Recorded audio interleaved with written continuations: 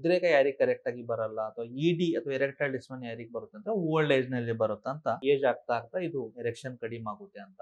ನಮಸ್ಕಾರ ವೀಕ್ಷಕರೇ, ನಾನು doctor Narayan Mudgal, Ayurvedic sexologist, Ayurvedic consultant, ಬೆಂಗಳೂರಿನಲ್ಲಿ ಪ್ರಾಕ್ಟೀಸ್ ಮಾಡ್ತೇನೆ. ಇವತ್ತು 5 ಮಿತ್ಸ್ ಅಥವಾ ಇದರ ಬಗ್ಗೆ ಸೆಕ್ಸ್ ಬಗ್ಗೆ ಮೂಢನಂಬಿಕೆಗಳು ಅಥವಾ ನಿಮೂರ್ ದೌರ್ಬಲ್ಯತೆ ಅಥವಾ ಎರೆಕ್ಷನ್ ಪ್ರಾಬ್ಲಮ್ ನಲ್ಲಿ ಈ 5 ತಪ್ಪು ಕಲ್ಪನೆಗಳು, ಮಿತ್ಸ್ ಅಂದ್ರೆ ತಪ್ಪು ಕಲ್ಪನೆ ಏನಂದ್ರಪ್ಪ. ಫಸ್ಟ್, ನಿಮೂರ್ ದೌರ್ಬಲ್ಯತೆ ಯಾರಿಗೆ ಬರುತ್ತೆ ಅಥವಾ ಇದಕ್ಕೆ ಉದ್ರೇಕ ಯಾರಿಗೆ ಕರೆಕ್ಟ್ ಆಗಿ ಬರಲ್ಲ ಅಥವಾ ಇಡಿ ಅಥವಾ ಎರೆಕ್ಟೈಲ್ ಡಿಸ್ಫನಿಯಾ ಯಾರಿಗೆ ಬರುತ್ತೆ ಅಂತ ಓಲ್ಡ್ ಏಜ್ ನಲ್ಲಿ ಬರುತ್ತೆ ಅಂತ ಒಂದು ಮೈಂಡ್ ನಲ್ಲಿ ಕೂತ್ಕೊಂಡಿದ್ದೆಪ್ಪ. ಏಜ್ ಆಗ್ತಾ ಆಗ್ತಾ ಇದು ಎರೆಕ್ಷನ್ ಕಡಿಮೆ ಆಗುತ್ತೆ ಅಂತ. ಬಟ್ ಅದು ಫ್ಯಾಕ್ಟ್ ಇಲ್ಲ. ಈವನ್ 18 ವರ್ಷ ಹುಡುಗನಿಗೂ ಕೂಡ ಇದು ಎರೆಕ್ಟೈಲ್ ಡಿಸ್ಫಂಕ್ಷನ್ ಬರ್ಬೋದು.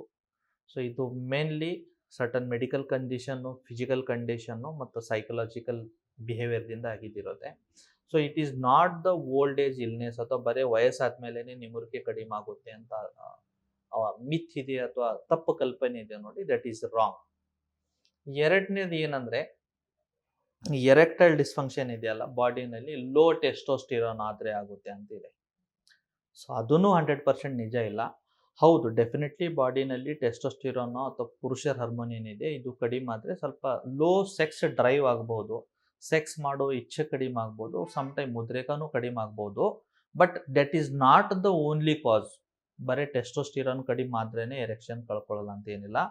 ಮಲ್ಟಿಪಲ್ ಕಾಂಟ್ರಿಬ್ಯೂಟರಿ ಫ್ಯಾಕ್ಟರ್ಸ್ ಇರ್ಬೋದು, ಒಬೆಸಿಟಿ ಇರ್ಬೋದು, ತೂಕ ಜಾಸ್ತಿ ಇರ್ಬೋದು, ಬಾಡಿನಲ್ಲಿ ಫಿಸಿಕಲ್ ಆಕ್ಟಿವಿಟಿ ಕಡಿಮೆ ಆಗಿದಿರ್ಬೋದು, ಬಾಡಿನಲ್ಲಿ ಸ್ಟ್ರೆಸ್ ಜಾಸ್ತಿ ಆಗಿರ್ಬೋದು, ಬಾಡಿನಲ್ಲಿ ಬೇರೆ ಬೇರೆ ಹೆಲ್ತ್ ಇಶ್ಯೂಸ್ ಇರ್ಬೋದು, ಶುಗರ್ ಇರ್ಬೋದು, BP ಇರ್ಬೋದು, ಜೊತೆಗೆ ಅದರ್ ಯಾವುದೋ ಕಾಯಿಲೆಗೆ ಪಿಲ್ಸ್ ತಗೋತಿರ್ಬೋದು, ಅದರಿಂದ ಕೂಡ ಈ ಥರ ಸಮಸ್ಯೆ ಆಗಿದಿರುತ್ತೆ. ಬಟ್ ಟೆಸ್ಟೋಸ್ಟಿರಾನ್ ಕಡಿಮೆ ಆದ್ರೇನೆ ನಿಮೂರ್ ದೌರ್ಬಲ್ಯತೆ ಆಗುತ್ತೆ ಅಂತ ಏನಿಲ್ಲ, ಅದು ಒಂದು ರೀಸನ್ ಇರ್ಬೋದು.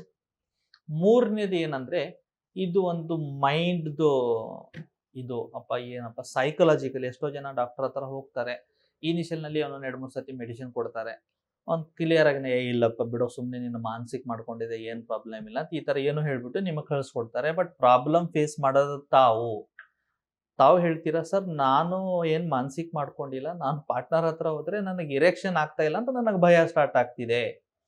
ಸೊ 100% ತಾವು ಹೇಳ್ತಿದ್ದೀರಲ್ಲ ಅದು ನಿಜ ಇದೆ.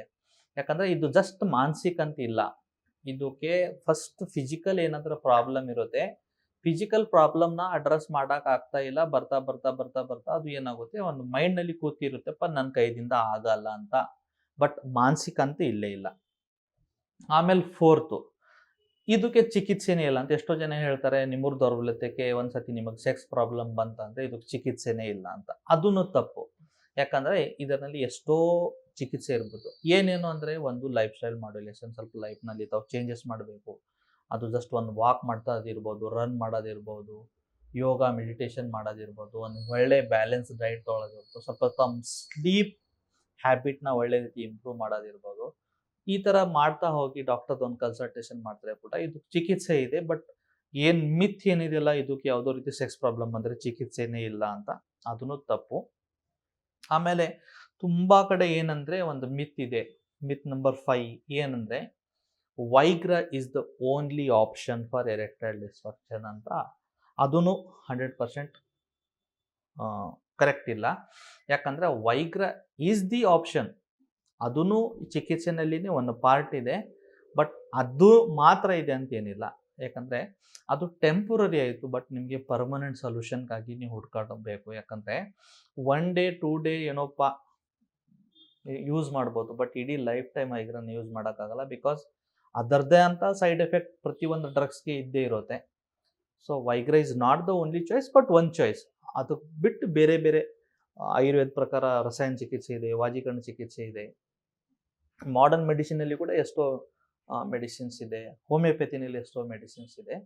ಬಟ್ ಏನಂದರೆ, ವೈಗ್ರಾ is not the only treatment option in erectile dysfunction. So ಈ ಥರ 5 ಮಿತ್ಸ್ ಏನಿದೆಯಲ್ಲ, ಒಂದು ಓಲ್ಡ್ ಏಜ್ನಲ್ಲಿ ಬರೋದು, ಎರಡನೇದು ಟೆಸ್ಟೋಸ್ಟಿರಾನ್ ಕಡಿಮೆ ಮಾತ್ರೆ ಬರೋದು, ಮೂರನೇದು ಏನಂದರೆ ಇದು ಒಂದು ಮೈಂಡ್ ಗೇಮ್ ಇದೆ ಅಥವಾ ಬರೀ ಮೈಂಡ್ನಲ್ಲಿ ಕೂತ್ರೆ ಆಮೇಲೆ ಆಗಲ್ಲ, ನಾಲ್ಕನೇದು ಚಿಕಿತ್ಸೆನೇ ಇಲ್ಲ ಅಥವಾ ಐದನೇದು ಏನಂದರೆ ವೈಗ್ರಾ ಇಸ್ ದ ಓನ್ಲಿ ಚಾಯ್ಸ್.